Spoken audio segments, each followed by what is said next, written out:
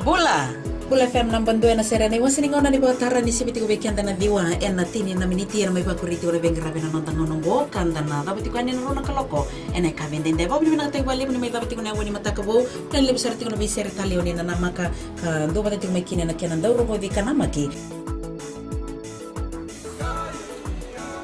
Bula binaka Mayo salamilawa do patakia wana batara na wani vio na kaloko moni tiki na barumbuka en Bula FM nambandua en sere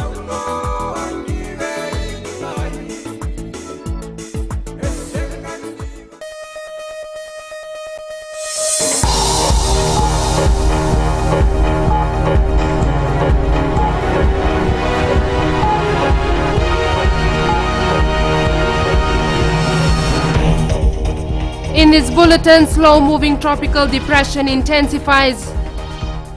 Expect heavy rain and flooding from Wednesday. And renewed Fiji Academy for seafarers now open.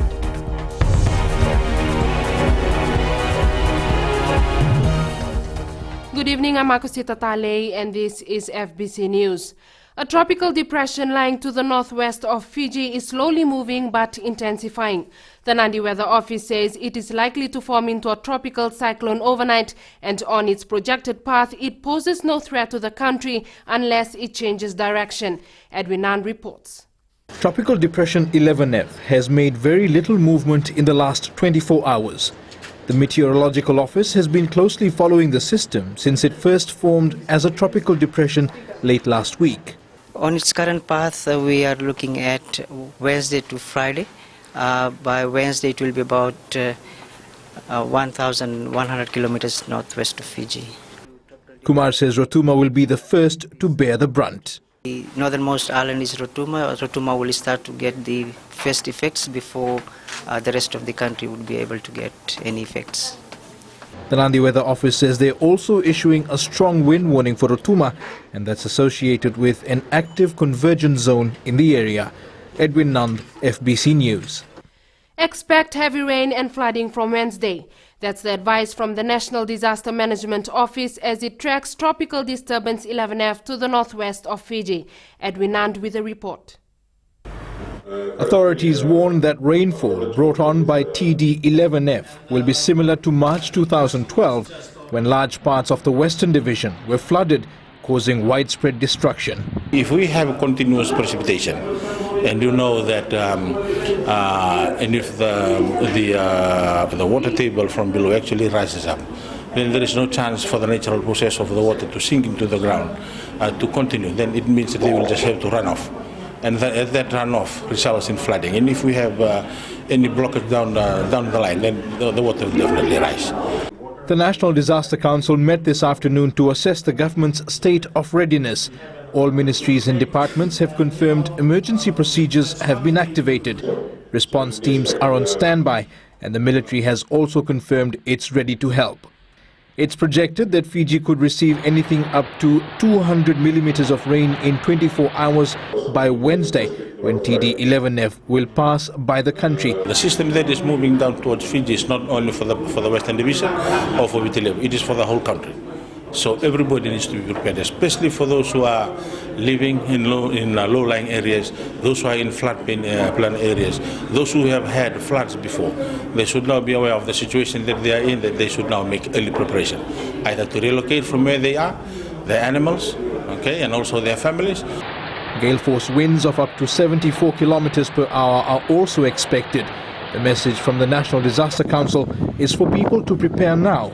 Don't be complacent and don't ignore warnings. Edwin Nand, FBC News. 3 people have been killed in separate road accidents in the last 72 hours. Early this morning, a man was hit by a minivan while crossing Edinburgh Drive in Suva. The minivan overtook a bus that stopped to offload passengers when the victim crossed the road in front of the bus. In another report, a pedestrian was killed while crossing Fletcher Road in Suva. The 22-year-old driver allegedly overtook another vehicle before striking the pedestrian. In the third fatal accident on Saturday, a minivan hit a 5-year-old girl at Nakaile village in Osori. The girl was startled by a horse and jumped onto the road in the path of the oncoming vehicle. Celebrating a milestone of Fiji's development as a maritime nation, a new Fiji Academy for Seafarers was opened in Suva today. The institution has been renamed from the School of Maritime Studies to the Fiji Maritime Academy, located at Lauthala Bay. It is managed by Sri Lanka's Colombo International Nautical and Engineering College under the banner of FNU. There is now more hope for local sailors to get the best quality of education right here at home, rather than spending thousands trying to attain certificates overseas. Hundreds of students, teachers, families and various government dignitaries gathered at the new Fiji Maritime Academy today to witness this landmark in Fiji's development. The new facility will provide training for men and women to carry passengers over the sea safely and transport cargoes on which the economy depends. It establishes a center of excellence that will reap huge dividends for ourselves and the other island nations. And it establishes a platform for the career development of tens of thousands of our young people who will pursue maritime careers here in the years and decades to come. $2 million has been spent by the government on new bridge and engine room simulators that will transform the learning experience of every cadet. I was given a tour of the fantastic computerized training simulators that replicate actual conditions on the bridge of a ship and in the engine room. It is deeply impressive, not only from a technological standpoint, but the fact that Fiji now has this technology for the first time. The new academy is expected to attract more local students, including female seafarers. It will make a significant impact on the maritime services here in Fiji, which probably are a combination at the moment of tourists, and there's a few large ships, but we could move a lot more into fishing, managing or captaining fishing ships and so on. The School of Maritime Studies was established in October 1970. In the news ahead, Public Accounts Committee seeks answers on higher salaries of senior officers in government commercial companies.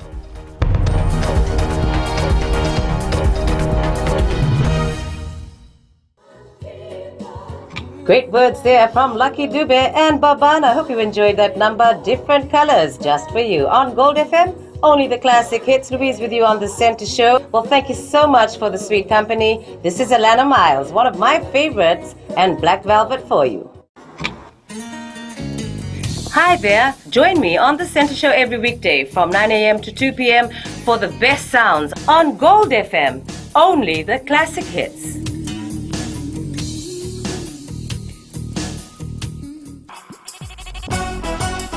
छू छू छू हे नमस्ते Fiji. आपके हर एक problem की दवा लेकर मैं आ गई हूँ 9 से 12 बजे तक आपकी सहेली रेनू। छू छू छू 40 में 20 का दिखना है। मैं हूँ ना आपके साथ में मिर्ची एफएम पर 9 से 12 बजे तक मंडे टू फ्राइडे। मिर्ची it's hot.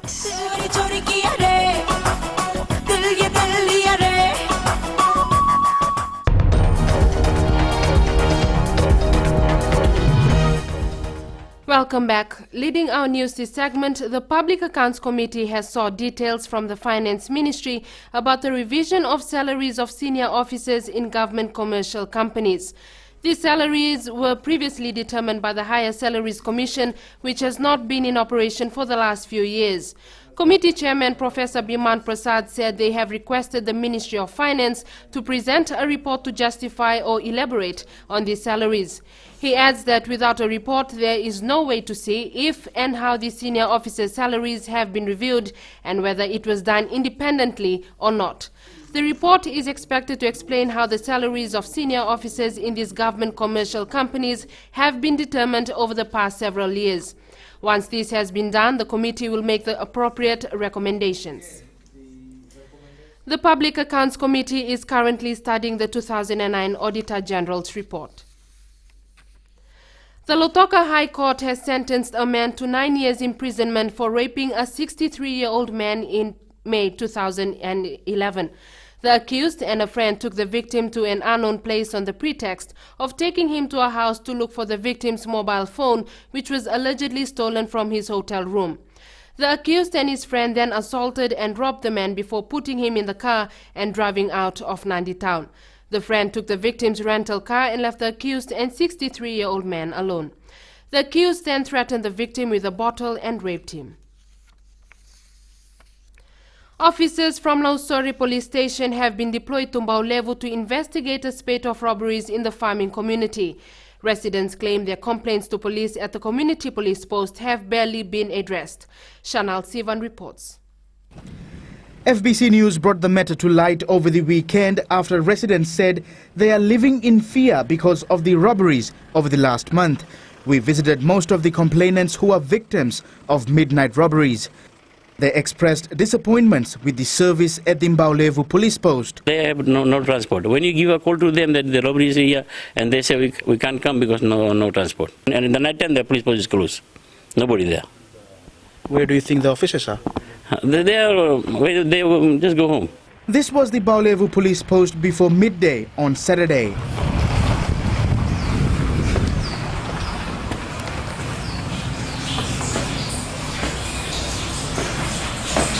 Hello?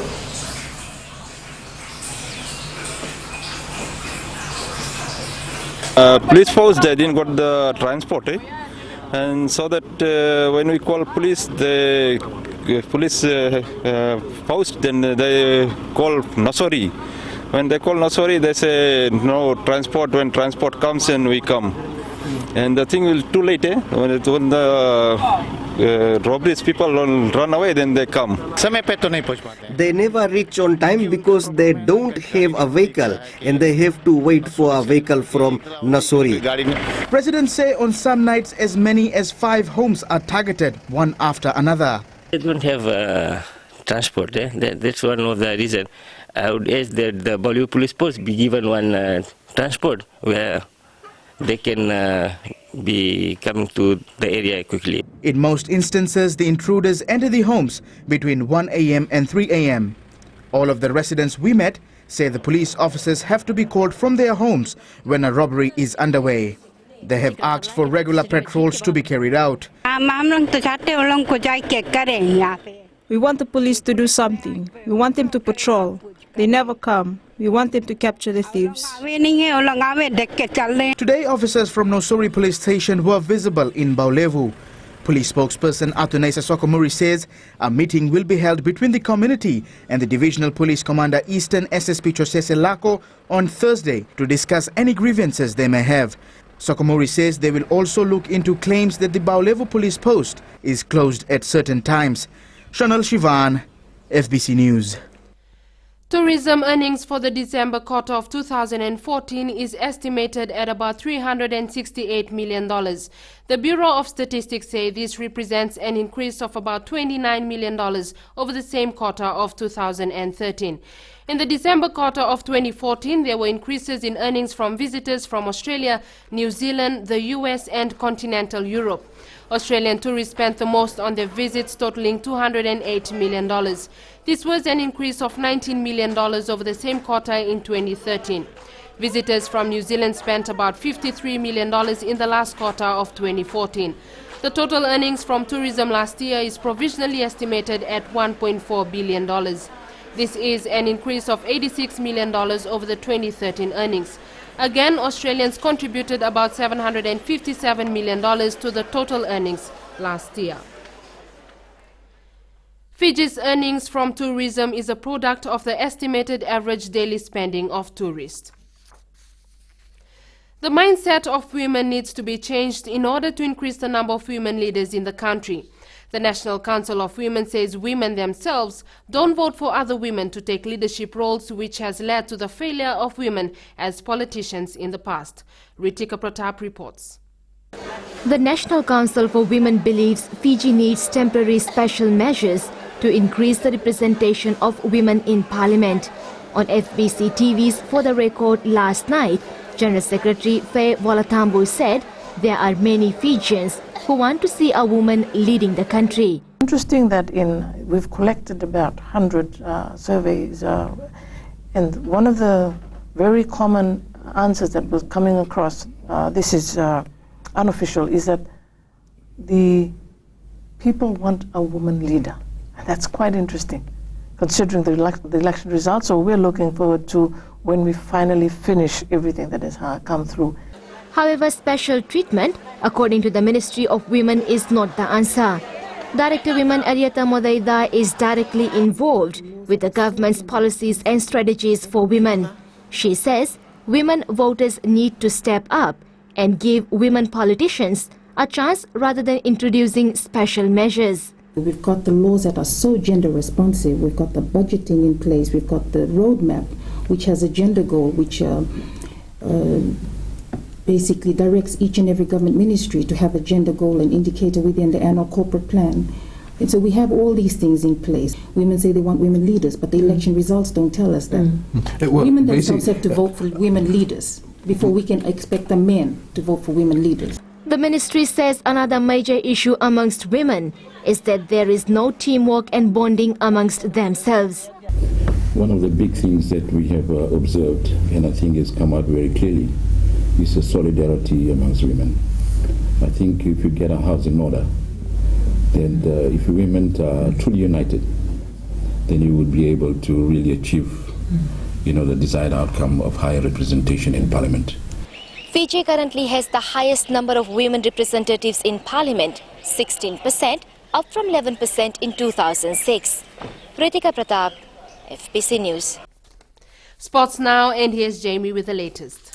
Thank you, Akasita, and good evening. Coming up in sports, teams gear up for start of World Rugby Pacific Challenge tomorrow, and Fiji snooker to compete in Oceania Championships in New Zealand. We'll have this and more after the break.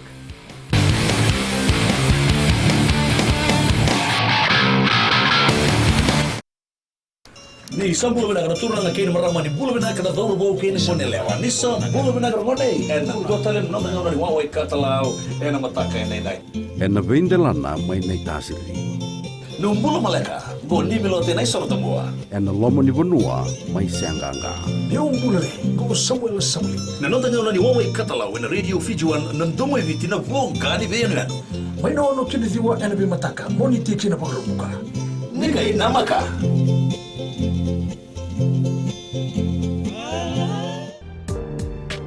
देश की धड़कन radio Fiji 2 का ये प्रसारण आपके कार्यक्रम में आपका स्वागत है कर रहे हैं। याद रखते हैं अभी से लेकर रात 12 तक यह सिलसिला खबर और आपका चलता रहेगा। दृष्टिकोण में आपका हम स्वागत कर रहे हैं। दृष्टिकोण के तुरंत बाद आगे बढ़ते हैं कार्यक्रम में। इधर कहते हैं कि गहरी थी रात लेकिन हम सोए नहीं, गहरी थी रात लेकिन हम सोए नहीं, दर्द बहुत था दिल में पर हम रोए नहीं, कोई नहीं हमारा जो पूछे हमसे जाग रहे हो किसके लिए या किसी के लिए सोए नहीं। याद रखते हैं गीत संगीत का तकाजा आपके लिए रात 12 तक आपको हम सोने नहीं देंगे। महकती रातें हर सोमवार से लेकर शुक्रवार तक रात 7 से लेकर 12 के बीच रेडियो फीजी 2 देश की धड़कन पर रविंद्र सिंह के साथ।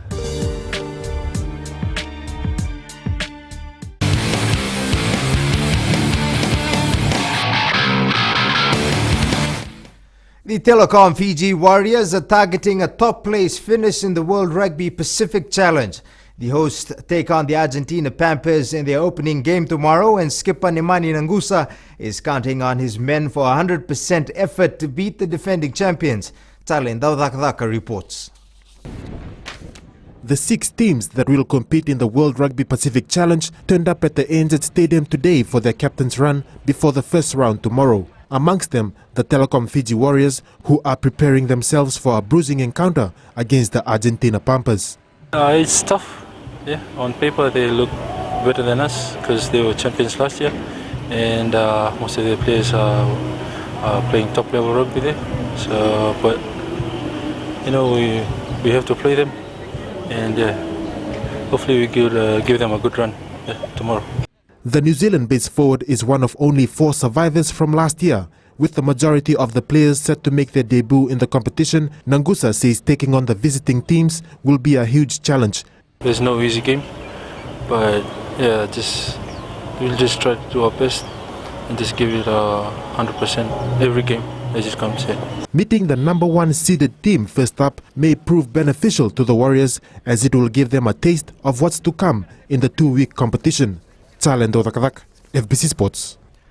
Meanwhile, the captains of the 6 participating teams today got together in Suva for a photo shoot and to see the trophy on offer for the winning side. It probably is the only day before the competition when team skippers mingle with each other in a casual manner. The 2015 World Rugby Pacific Challenge is new for many of these players, but none of them are strangers to top-level competition. And what the fans can expect quality competition from all teams.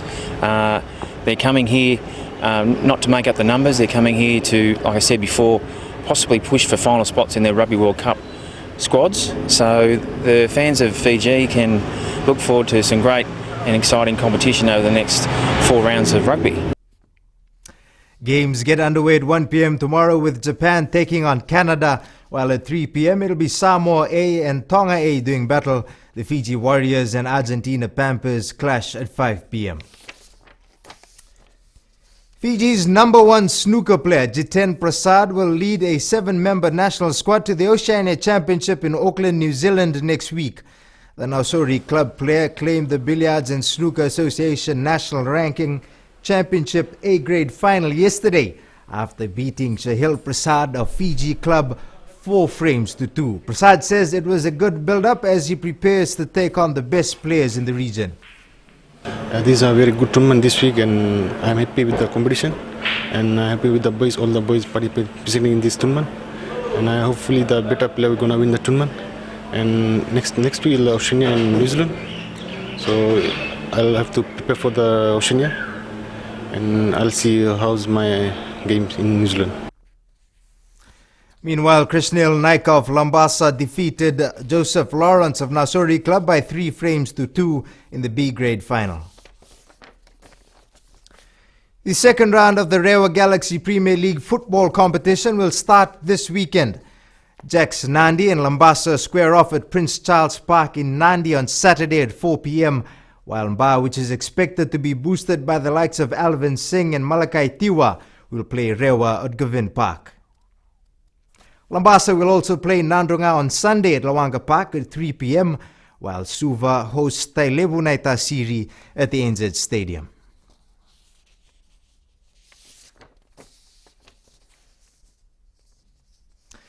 Glenn Maxwell hit the second fastest century in Cricket World Cup history as Australia beat Sri Lanka by 64 runs to advance to the quarterfinals. And tonight at 10 you can catch the highlights of this match right here on FBCTV. That is your sports for this evening. It's back to Akasita now with business.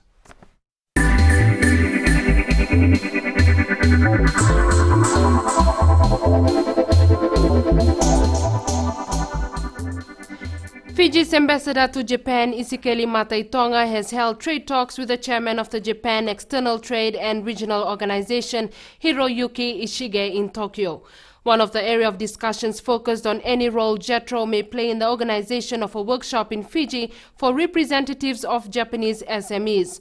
The workshop aims to target representatives in doing business or investing in Fiji, in particular in sectors such as agriculture, fisheries, food manufacturing, etc., that would be exported to Japan and other markets in the Asia-Pacific region.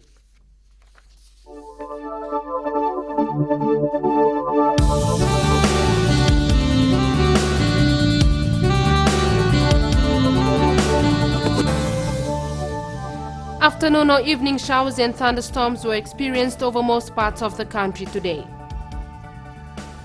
A tropical disturbance TD11F is located east of Solomon Islands at 3 p.m. today. It's expected to develop into a tropical cyclone tonight. Associated active trough affects Rotuma, Solomons, Kiribati, Tuvalu, Tokelau and Cook Islands. Maximum temperatures hovered in the 30s today. Lambasamba and Suva topped with 33 degrees. Forecast to midnight tomorrow for the Fiji group, cloudy periods with some showers of the interior and eastern parts of the larger islands. Elsewhere, fine apart from afternoon or evening showers. Showers becoming frequent over most places tomorrow night. Isolated afternoon or evening thunderstorms with heavy falls. Wednesday's outlook, rain and thunderstorms developing over most places. The main points again, a tropical depression to the northwest of Fiji is slowly moving but intensifying. The National Disaster Management Office says heavy rain and flooding is expected from Wednesday. And 3 pedestrians have been killed in separate road accidents in the last 72 hours. To our poll segment and the results from last week's question, Is Fiji progressing well in women's empowerment? 75% answered yes. This week we ask, should Pio Tuai play for Fiji in the Hong Kong Sevens? Visit our FBC website to take part. Remember, you can send us newsworthy pictures and videos on email citizensize@fbc.com.fj or share it with us via our Facebook page FBC News, or if you're on Twitter, follow and tweet us your news tips at FBC News or simply hashtag FBC News. And that's our bulletin today. Join the team again at the same time tomorrow. Nimodemana.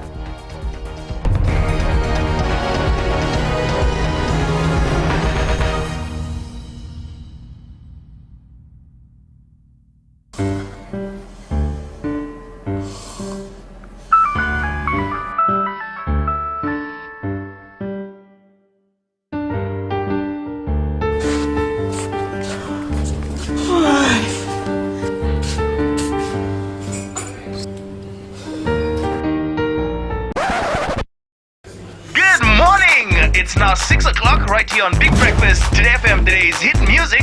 Hey, I'm Pauline. And I'm Alan. Tune in to the Breakfast Show on Today FM with Pauline and I every weekday morning. From 6 a.m. to 9 a.m. Right here on Today FM, today's hit music. Today FM, today's hit music.